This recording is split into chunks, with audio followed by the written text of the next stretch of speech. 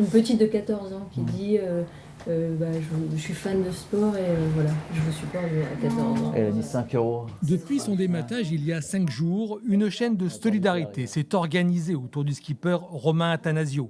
Toute son équipe est sur le pont, une cagnotte Litchi a été mise en place, tous les dons, professionnels comme particuliers, sont les bienvenus. La remise en état du bateau va coûter cher. Tout coûte très cher, c'est que des pièces en carbone qui sont faites à la main, c'est des pièces proto, donc elles sont faites dans les ateliers ici autour de Lorient.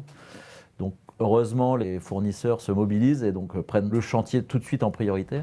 Quelques pièces importantes ont pu être sauvées par l'équipe après le dématage, comme cette baume qu'il faudra réparer. Nous, on achète le bateau en entier, donc forcément c'est moins cher, mais quand il faut les refaire à l'unité, là, ça devient terrible. Et pour les petites équipes comme nous, c'est vrai que c'est pas envisageable dans le budget, donc quand ça arrive, c'est la grosse galère.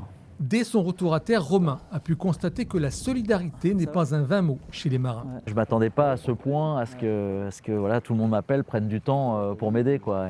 Et puis même, je pense à Maxime Sorel qui me vend son mât de rechange. En me vendant ce mât-là, il se prive, lui, d'un mât de rechange si jamais il a un problème d'ici le départ. Et ça, je ne m'attendais pas à ça.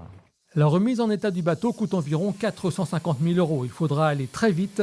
Le skipper et son équipe se lancent dans ce dernier sprint. On est à 130 000, je crois, ce matin. Donc on n'y est pas encore, mais bon, ça démarre tellement fort que je reste optimiste. Je continue à y croire. Je pense que c'est pas possible qu'on n'y arrive pas.